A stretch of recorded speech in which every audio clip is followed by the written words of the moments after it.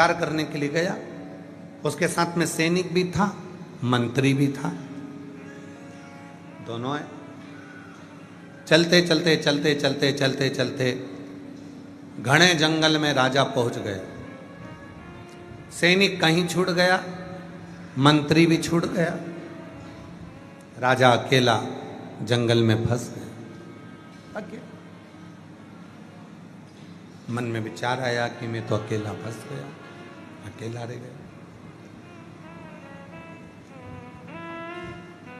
अब इस घने जंगल में कौन मेरा साथ देगा, कौन मेरा होगा? घने जंगल में फंसा हुआ मंत्री सैनिक उसको ढूंढ रहा है, सैनिक भी उसको ढूंढ रहा है, मंत्री भी उसको ढूंढ रहा है, दोनों उसको ढूंढ रहा है।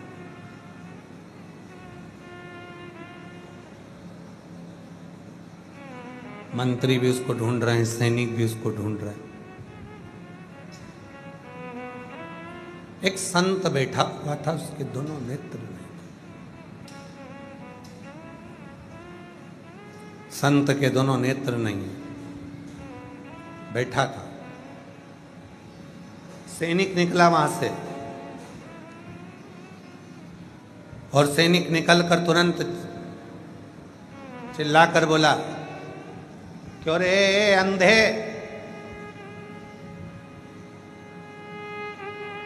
किसी को देखा है तूने या किसी के शब्द सुने यहां से जाते हुए? संत ने कहा, मुझे नहीं मालूम, कोई नहीं गया। थोड़ी देर बाद वहां से मंत्री निकल कर गया। मंत्री ने कहा, बाबा आपने किसी के जाने का शब्द सुना है क्या यहां से? बाबा बोले, स्मरण।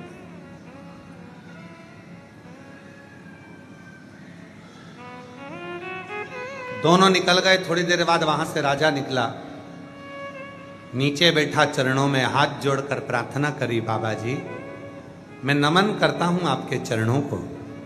बाबा जी मैं भटक गया हूं रास्ता, मेरा सैनिक और मेरा मंत्री मेरे साथ में था, कहीं चला गया, मालूम नहीं पड़ रहा। इतने में अंधे बाबा ने कहा, तुम्हारा सैनिक और तुम्हारा मंत्री इस ओर गए हैं। राजा ने कहा, बाबा जी आपके तो नेत्र नहीं है, फिर आप कैसे कह सकते हैं कि सैनिक और मंत्री इधर गए हैं? बाबा जी ने कहा, एक व्यक्ति ने आकर मुझसे कहा था, अरे ओ अंधे, तूने किसी को जाते हुए सुना है? स्मरण किया? मैं समझ गया था ये कोई सैनिक हो सकता है। दूसरा आया था, उसने कहा, बाबा जी आपने किसी को जाते हुए सुना है? मैं समझ गया था कि कोई मंत्री होगा। और एक आप हाथ जोड़कर प्रार्थना कर कर मुझसे पूछ रहे हो, मैं समझ गया आप राजा हो। वो सैनिक था, मंत्री था, और आप राजा। एक प्रार्थना, एक निवेदन, एक प्रार्थना, एक निवेदन करने का तरीका भी बता देता है। एक प्रार्थना, एक निवेदन करने का तरीका बता देता है कि शिव तक हमारी वाणी पहुंची कि नहीं पहुंची। प्रार्थना और निवेदन का तरीका बता देता है कि हमारी वाणी भगवान शंकर तक पहुंच रही है कि नहीं पहुंच रही। स्वतः स्वयं की स्तुति, स्वयं के द्वारा करी गई स्तुति भगवान शिव को स्वीकार है, स्वयं के द्वारा। जब षडानंद कार्तिकेय बाबा को रुष्ट होकर कार्तिकेय जी श्रीशैलम के पर्वत पर जाने लगे, वहां पर मां वीणा वादनी मिली और वीणा वादनी ने कहा कि तुम स्तुति करने के लिए आए हो, मैं तुमको स्तुति दे देती हूं, मैं तुम्हें प्रार्थना करना बता देती हूं, मैं तुम्हें स्तुति बता देती हूं। षडानंद कार्तिकेय जी ने कहा वीणा वादनी से, मां अगर मेरे मन के भाव शुद्ध होंगे तो मुझे स्वयं महादेव दर्शन देने के लिए श्री सेलम के पर्वत पर जरूर आएंगे। भाव शुद्ध होंगे।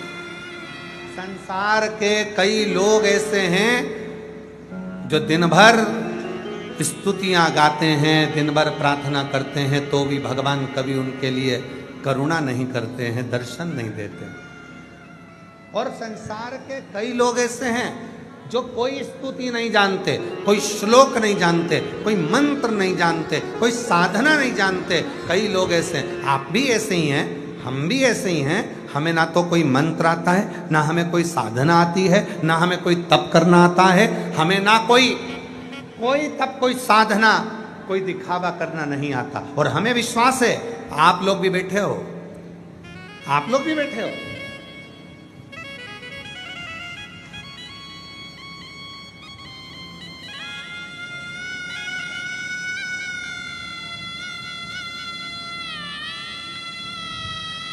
कोई दरी बिछी है यहाँ पे?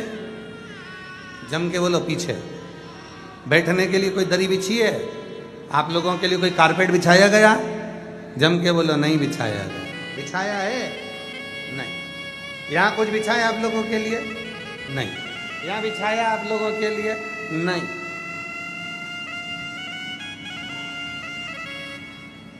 अपनी स्वयं की साधना। आपका विश्वास कहता है, जैसे षडानंद कार्तिकेय का विश्वास कहता है, जहां बैठूंगी, जहां बैठकर कथा सुनूंगी, जहां बैठकर कथा सुनूंगा और जिस भाव से सुनूंगी, ये भूमि कंकर शंकर की है। एक बारीक सा भी कंकर मेरे शरीर को लगेगा और जब मैं दिल से श्री शिवाय नमस्तुभ्यम 5 बार कहने के बाद अपने मन की कामना करूंगी, तो वो कंकर शंकर सुनेगा और मेरी कामना पूर्ण कर देगा। ये विश्वास आपके भीतर,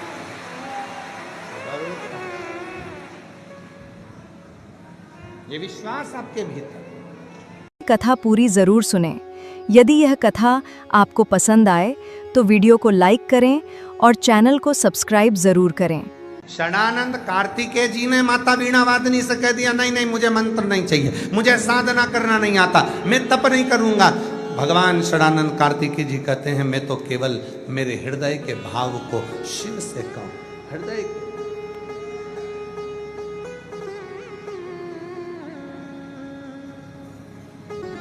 मैं अपने हृदय के भाव को भगवान शिव से कहूं। मंदिर जाओ ना मेरी जीजियों,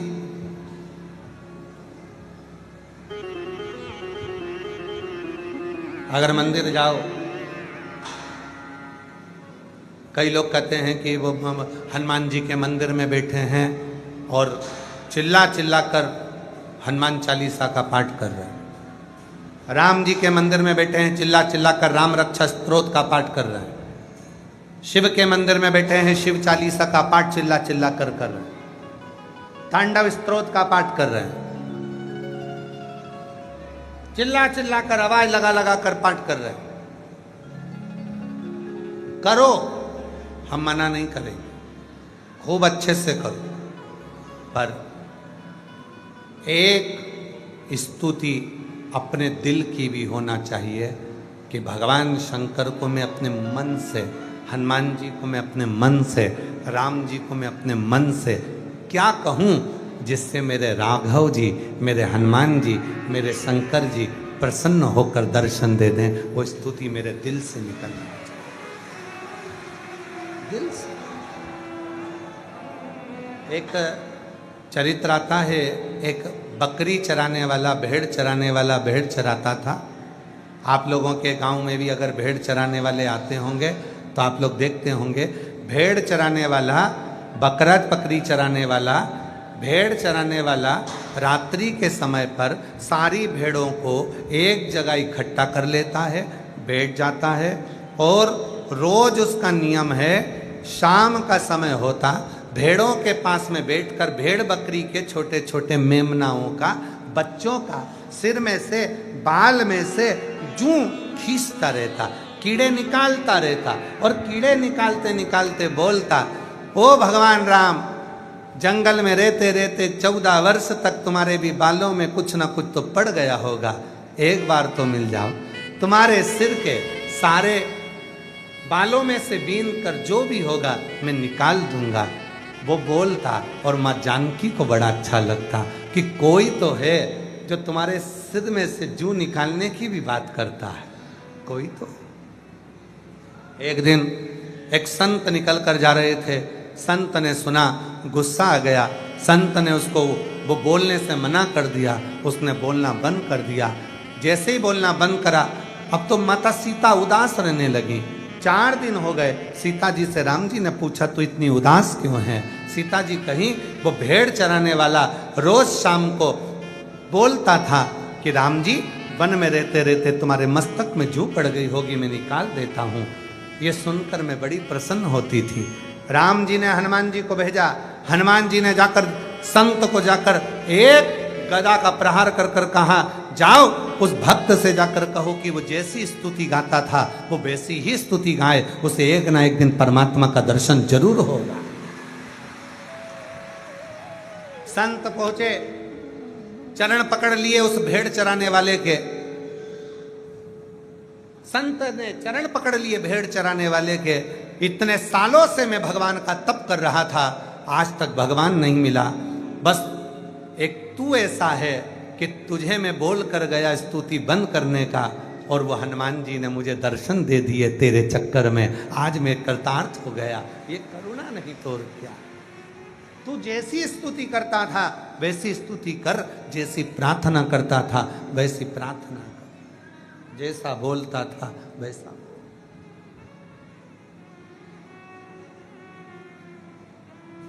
एक स्तुति अपनी तरफ से होना चाहिए। शिव जी के मंदिर में जाओ तो अपनी तरफ से कोई भी स्तुति गाओ, कोई भी स्तुति, तुम्हारा जो मन कर जाए। बच्चों जैसे, बच्चे देखें, दादी उठकर चली जाती है, बच्चे अगरबत्ती की तीली उठा लेते हैं और ऐसे घुमा घुमा के मुंह से बड़बड़ाते रहते हैं, कुछ ना कुछ कुछ ना। अब उसको न मंत्र आता, न तप आता, न साधना आती, कुछ भी नहीं आता। बस वो तो उठाकर दादी जैसा कर रहा है, उसमें भी एक ना एक दिन मेरा शिव कृपा कर रहा है, ये निश्चित है। कुछ भी अपने मन से। एक पत्र है जिसमें एक बहन ने लिखा, मैं आपको नहीं जानती थी, मैं कुबरेश्वर धाम नहीं जानती थी, मैं शंकर की पूजन करने नहीं जाती थी, मैं साधना नहीं करती थी, मैं मंत्र नहीं जानती थी, और मैं कुछ भी नहीं जानती, तो भी मेरे शिव ने कृपा करी। और वो पत्र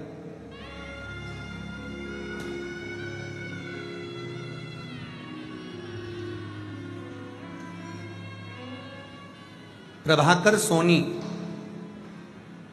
पत्नी बबली सोनी, मैं मध्य प्रदेश के रीवा जिला के ग्राम पंचायत रघुनाथगंज से आई हूँ। कहीं बैठी हो तो हाथ हिला सकती हैं आप लोग, हैं आ जाइए। मैं प्रभाकर सोनी, पत्नी बबली सोनी, में मध्य प्रदेश के रीवा जिला ग्राम पंचायत रघुनाथगंज। गुरुजी, बाबा की कृपा का मैं क्या वर्णन करूं गुरुदेव, न जानता था न पहचानता था। गुरुजी, मेरा एक बेटा जो 7 अक्टूबर 2019 दिन, सोमवार के दिन सब कुछ अच्छा चल रहा था, बेटे को उल्टी दस्त होना प्रारंभ हुआ। हम उसको डॉक्टर के पास लेकर गए। इतनी देर में गुरुदेव बच्चा मर गया, प्राण छोड़ गया। डॉक्टर के पास लेकर जाते समय रास्ते में ही उल्टी और दस्त से बच्चे के प्राण चले। एक ही दिन में मात्र 15 मिनट में उल्टी दस्त आया और बच्चा चले गया, रास्ते में ही शांत हो गया। हम पति पत्नी फैसला ले लिए कि हम अपने प्राणों को छोड़ देंगे। अब जिंदगी जीने का कोई सार्थक, हम दोनों पति पत्नी ने फैसला ले लिया कि हमारा अब जीने का कोई उद्देश्य ही नहीं बचा। हमें मरने का फैसला लिया था गुरुजी, तभी एक दिन हमारे जीजा जी घर आए और उन्होंने हमें कुबरेश्वर धाम और बाबा की महिमा बताई, पशुपतिनाथ के व्रत के बारे में बताया। हम क्या कहें गुरुदेव, हम तो ना मंत्र जानते, ना तप जानते, ना कभी हम शिव तक गए, पर आप जो बोले श्री शिवाय नमस्तुभ्यम, इस मंत्र को बोलने वाले के मुख का दर्शन ही कर लो तो सब कुछ मिल जाता है। हमने रोज टीवी पर, मोबाइल पर आप श्री शिवाय नमस्तुभ्यम बोलते हो, इसलिए हमने तो केवल आपको देखना प्रारंभ करा। गुरुजी, हम नहीं जानते थे, डॉक्टर ने तो कह दिया था कि दूसरी बार माँ नहीं बनेगी, पर बाबा की कृपा से बाबा ने पशुपतिनाथ व्रत का चौथा सोमवार था, गर्भ ठहरा दिया और 1 सितंबर 2024 को बेटे का जन्म हो गया। जो बेटा गया था वही की वही, वैसा की वैसा ही आ गया। जो गया था वैसा की वैसा, जैसा था। हम किसी मंत्र को नहीं जानते, हम श्लोक भी नहीं जानते, हम तो केवल उतना ही जानते हैं कि श्री शिवाय नमस्तुभ्यम बोलने वाले के भी मुख का दर्शन कर लो तो फल मिल जाए, तो फल।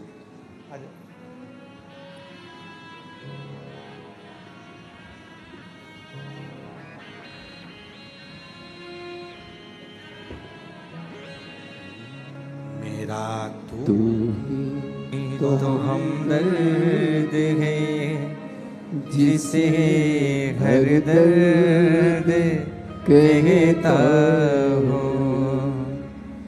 मेरा तू ही तो हमदर्द है, जिसे हर दर्द कहता हूँ। दुनिया के आगे प्रभु चुपचाप में रहता हूँ। दुनिया के आगे प्रभु चुपचाप में रहता हूँ। मेरा तू ही तो हमदर्द है, जिसे हर दर्द कहता हूँ। मेरा तू ही तो हमदर्द है, जिसे हर दर्द कहता हूँ। जग है छलावा तेरे अलावा, किसी पे भरोसा नहीं, किसी पे भरोसा नहीं। मुझे दाना पानी सिवा तेरे दानी, किसी ने परोसा नहीं, किसी ने परोसा नहीं। भला कैसे भूलूं मैं तेरी मेहरबानिया। मेरा तू ही तो हमदर्द है, जिसे हर दर्द कहता हूँ। मेरा उससे हृदय से जुड़ो। नहीं आता हमें मंत्र, नहीं आती हमको साधना, हम नहीं जानते कि श्लोक क्या होते हैं, साधना क्या होती है, तप क्या होता है। विश्वास तो है, भरोसा तो है,